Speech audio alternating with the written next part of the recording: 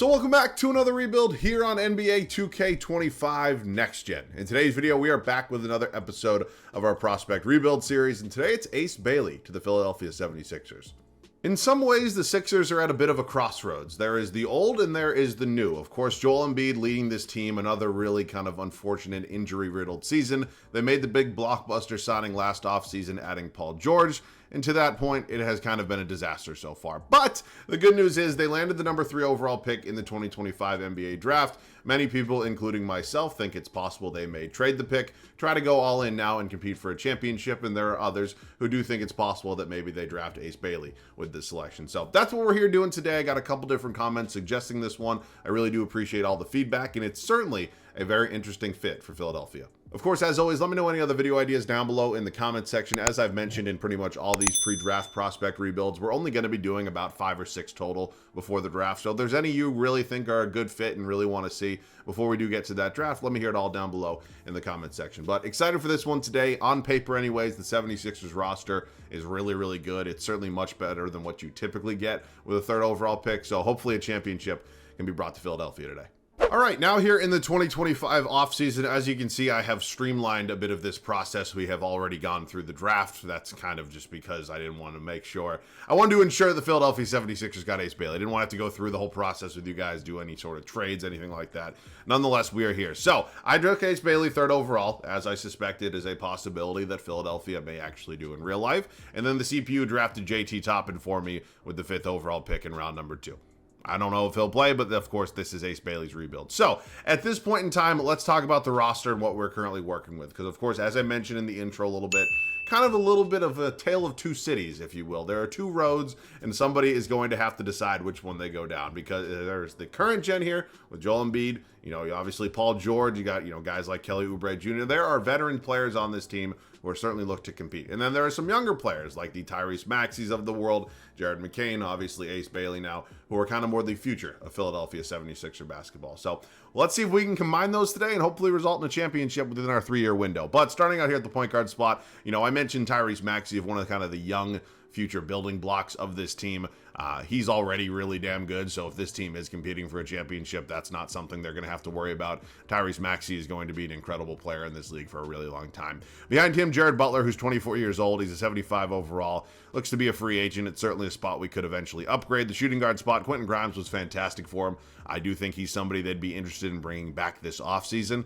I'm not sure how much money he's going to demand, but when you take a look at the deal that they made with the Dallas Mavericks to land Quentin Grimes, it feels like one of the really big wins in a kind of really miserable season for Philadelphia. Jared McCain, of course, was leading the Rookie of the Year vote and looked like he pretty much had the award locked away until he got injured. Really excited to see what he can do in his 2nd season here in the NBA. Of course, they just drafted Ace Bailey, which I do think will be an interesting fit. I've seen a lot of comparisons to really 3 main players, one being his, now teammate Paul George, which of course would be fantastic if he could ever get to that level. I've seen some Michael Porter Jr. comparisons. I've also seen some Brandon Miller comparisons. So, where Ace Bailey falls kind of on that, little level is, very much to be determined. More often than not, I think how a prospect ends up being is really kind of situational. Now, that's not always the case, but when you get drafted to a really bad organization, I think you're much more susceptible to failure. But nonetheless, Philadelphia may not be the most successful organization in the world, but there's definitely some talent around him. So I do think that will help.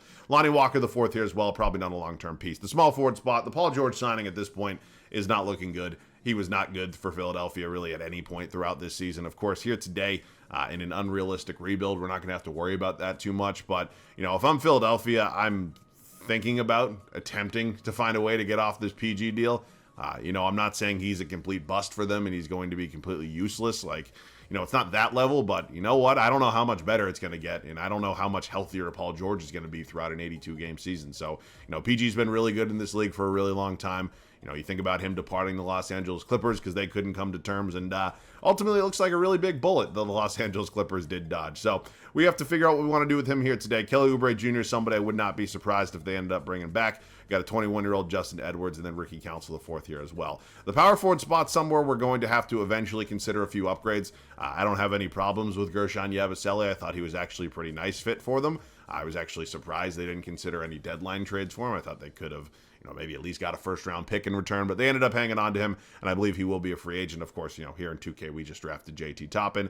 And then let's talk about Joel Embiid, because Joel Embiid, at this point of his career, is still kind of a what if, because of course he's won the MVP, he's been unbelievably dominant throughout the regular season, and we just really have not seen a healthy or good or successful playoff run from him throughout the entirety of his career. So I have no idea what the future of Joel Embiid looks like. As a basketball fan, I'm really just hoping he can stay healthy. It would be really cool to eventually see him play in either an NBA Finals, at least a conference finals one day, but that kind of hope inside me is kind of wearing less and less every single day. So we'll figure it out. Andre Drummond and Adem Bona are the two backup centers here. I think Bona probably kind of the longer term piece given his age and overall. So that's the 76ers. Of course, as I mentioned, there are certainly worse rosters that a third overall pick could be drafted to. Again, I'll be very interested to see what the Sixers brass does this offseason, whether they're kind of committed to continuing to compete now, or if they maybe look to kind of go all in and truly try to win a championship, within the Joel Embiid era here. So,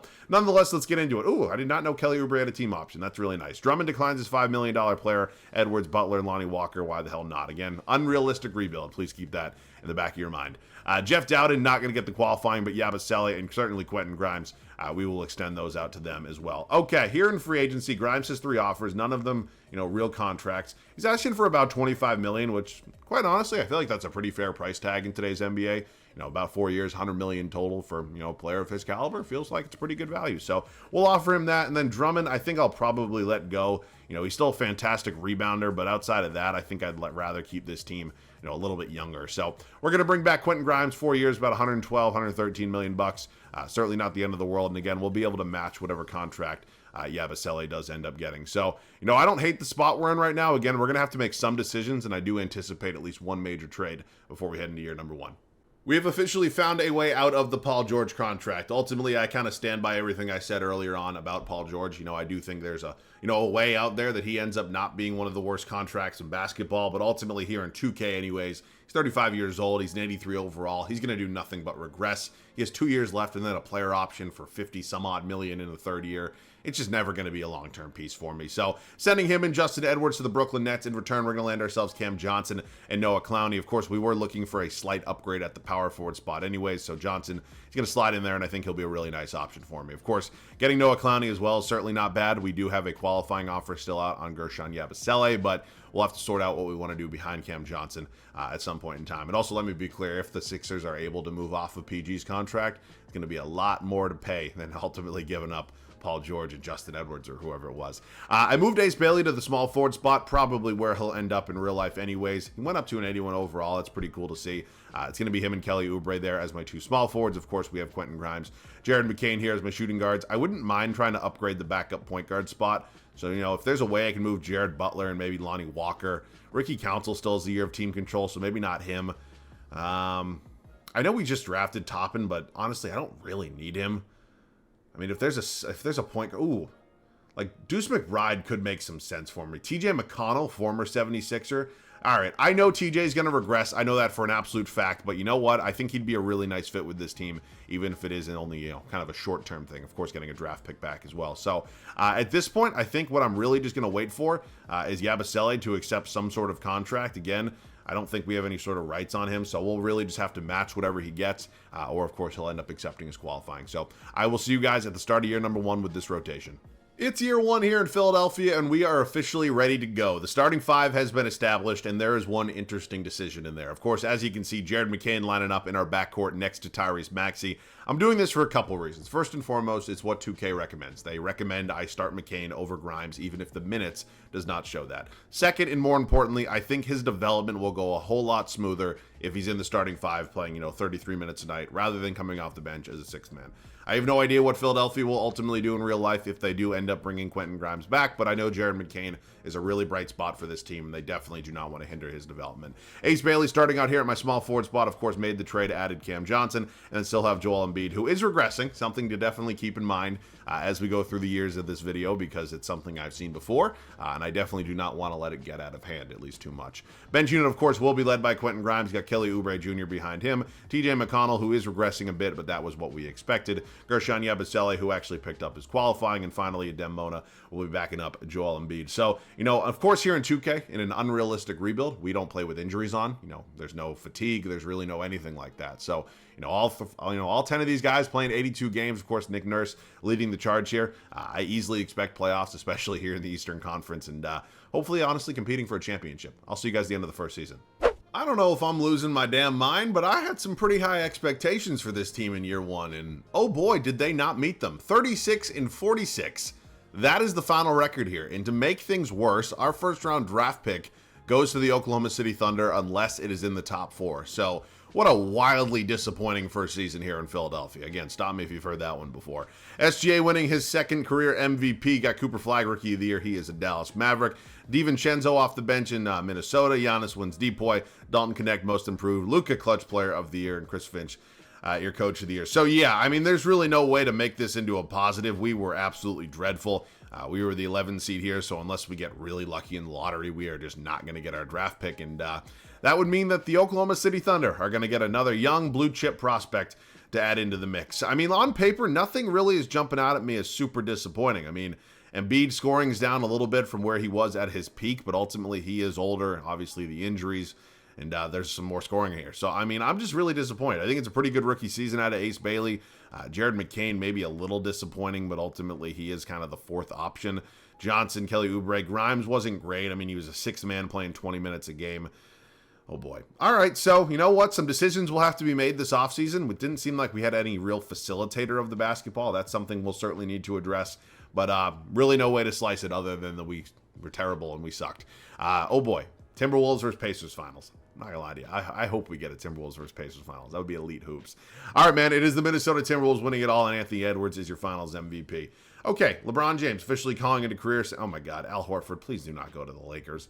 Brooke Lopez, Russell Westbrook spent a year in Detroit. We are going to go ahead, and we are going to enter this offseason with pretty much everything on the table. Because I think we have to at this point. Our pick, as you can see right there. Oh, wait. It's currently projected to be our own. It's not. It's not supposed to be our own. If it's in the top 4, it is, and no, it's at number 8. Let me just read you this off of Fanspo, because obviously the pick didn't go to Oklahoma City this year because it was in the top 6. So, Philadelphia's first-round pick to Oklahoma City protected for selections 1 through 4 in 2026 and 1 through 4 in 2027. If Philadelphia has not conveyed a first-round pick by 2027, then Philadelphia will instead convey a 2027 second-round pick. Obviously, 2K doesn't have that up to date. Shocker. I take the picks back when I'm supposed to have them. I'm going to give them up when I'm not supposed to. So, yes, that pick will be going to the Oklahoma City Thunder, who also have 2 other really high picks. What do I do with Nick Nurse? That is the question here. I think he's going to get fired.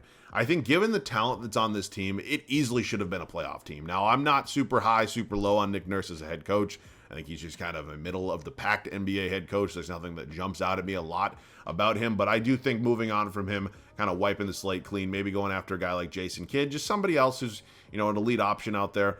Popovich is also somehow still here. Highly doubt that's going to happen. Mark Daigneault's also somebody I could be interested in. Again, just trying to find somebody who's just a little bit better. So we're going to end up with Jason Kidd. You're more than welcome to discuss in the comments Nick Nurse versus Jason Kidd. All to you, but let's head into the draft. Again, we're not going to have the 8th overall pick, which really sucks, so let me send this back to Oklahoma City, and I'll see you guys with what's next. No draft picks for us this year. Of course, we sent that pick back to the Thunder. McCain, Clowney, Ricky Council IV, all will be brought back. Yabusele will have yet another qualifying offer. All right, it is free agency time. Kelly Oubre, somebody I could consider bringing back, but I think at this point I have to consider a major trade elsewhere. At this point, I'm not saying it's 100% necessary. This team, of course, is really good on paper, but obviously something didn't work last year, and I don't want to risk that it was just the head coach heading into year 2 when we know for a fact that Embiid's going to continue to regress. So I may have a major move. I'm not really sure yet, but again, Sixers fans, I'll apologize in advance. Oh my God. All right, well, I might have some 76ers fans that kill me. For some reason, you can't see the full trade right there. That is a little weird, but it was all for LaMelo Ball. We didn't give up a single draft pick. We sent out Embiid, Ricky Council, and Noah Clowney, and obviously in return got ourselves LaMelo Ball. So it was really obvious to me when looking at the numbers last year that there wasn't a true facilitator of the basketball on this team. And of course, LaMelo Ball is elite at dishing out the rock, and I do think he is somebody who's going to continue to progress. Well, I know for a fact that Embiid will likely be around an 87 overall to kick off next season. So this isn't an indictment on Embiid. He played really well for us. And again, Sixers fans, you have every right to be upset with me, but I made the decision that I made for the reason that I think I really want to win a championship in today's video. So, yep, might get some shit, probably well-deserved. That's one major trade down, definitely a few more to go. Next trade up is a deal here with the Atlanta Hawks. We're sending Quentin Grimes and TJ McConnell, and in return, we're going to land ourselves Jalen Johnson and a first-round pick in 2030. Ultimately, Johnson is a nice upgrade over Cam Johnson, and we're going to now move Cam Johnson because we desperately need a center at this point.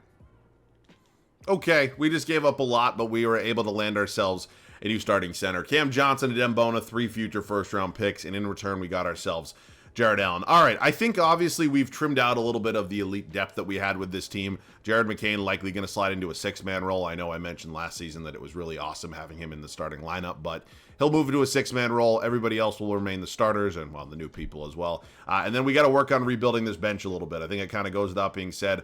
I would like to get Kelly Oubre back. Of course, Yabusele, we're not going to renounce him. So we have our backup small forward and our backup power forward at this point, but we desperately need a backup point guard and a backup center moving forward. So, oh boy. Not great options whatsoever. The center options are, well, not exactly super worse. I think I'd take Cornette on a 2-year deal. Yabusele is going to go to the Hawks. Okay, we're going to match that. And then Cornette bringing him in on a 2-year deal. So I think it's just point guard at this point.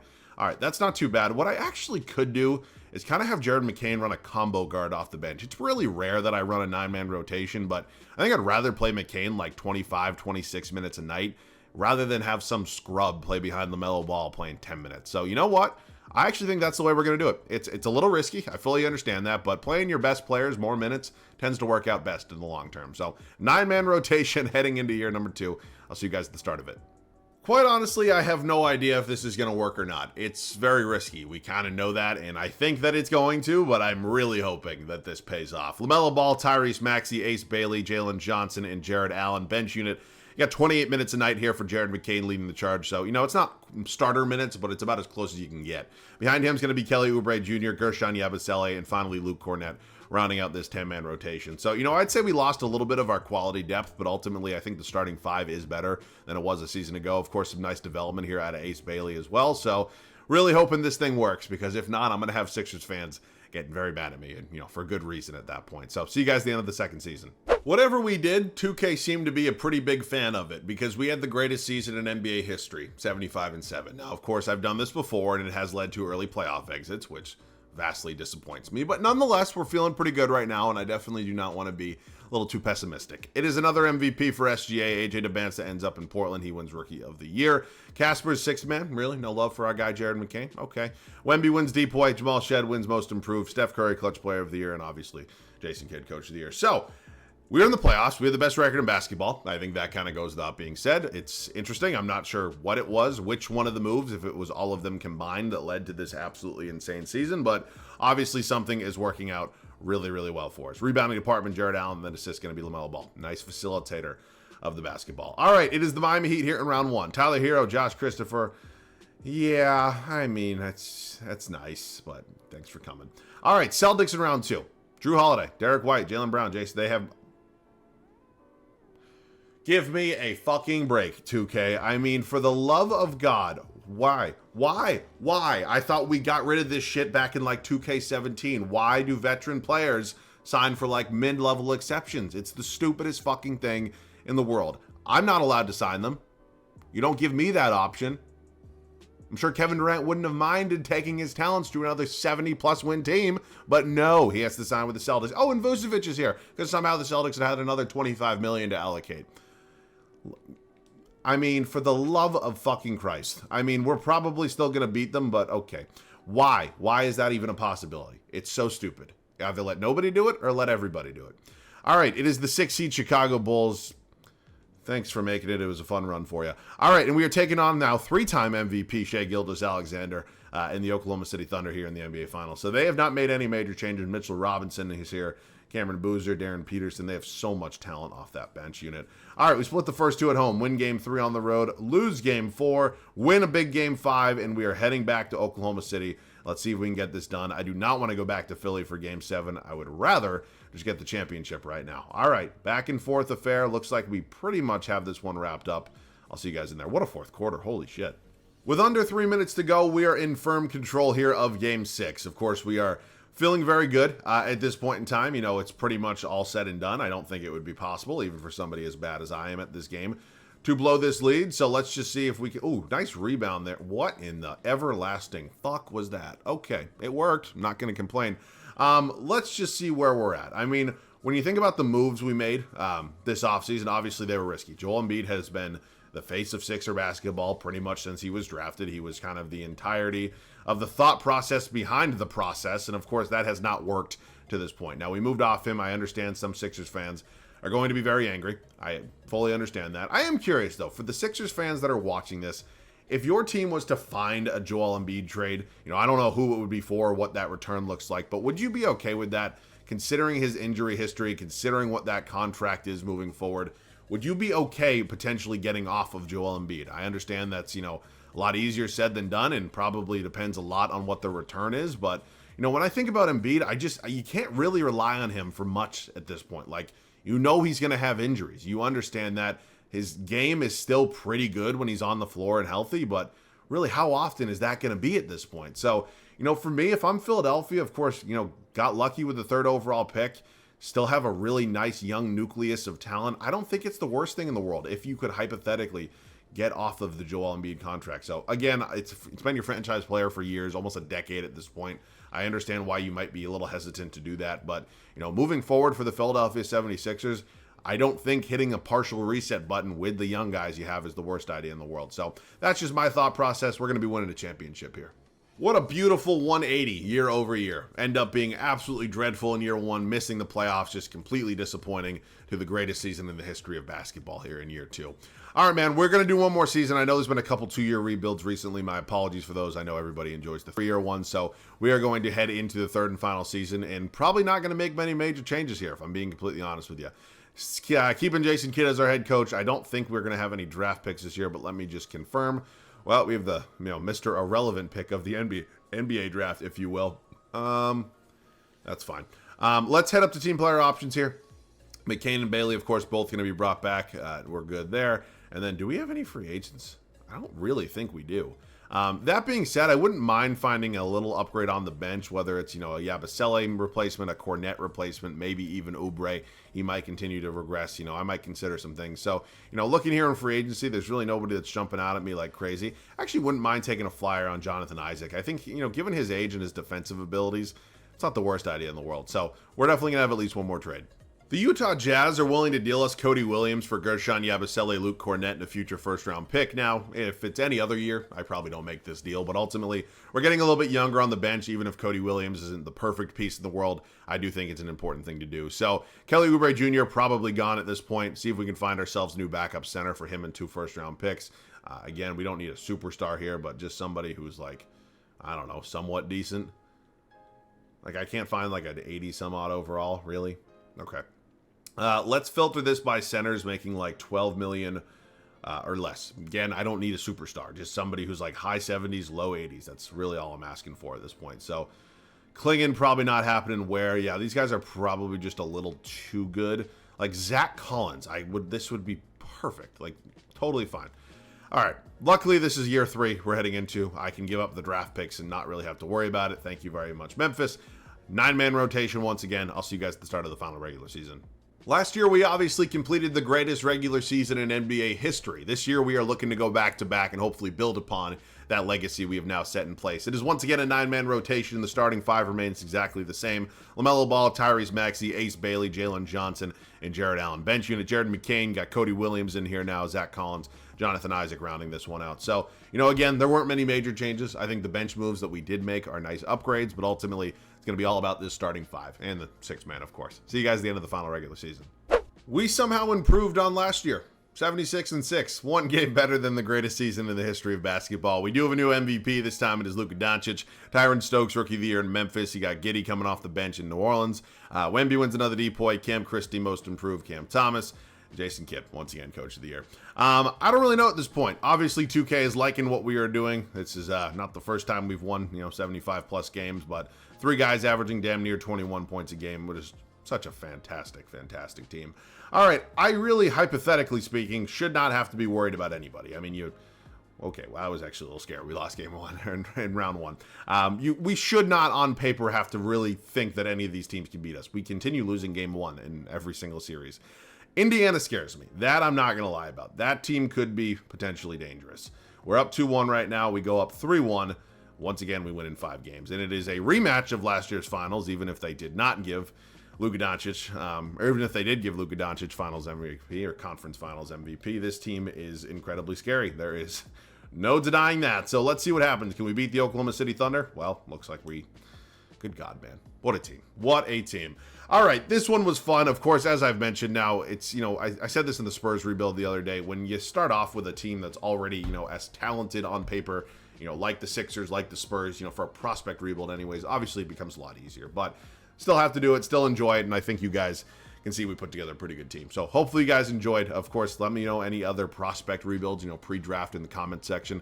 I see a lot of people asking for the 5-year ones. Those are going to come out post-draft, so I know a lot of people are asking. Just be patient. They will come, but these are fun. Probably going to, again, do 1 or 2 more of these. So let me know which ones you want to see down below in the comment section. That'll do it for me. As always, thanks so much for watching. I love you guys. I'll catch you guys all in the next one.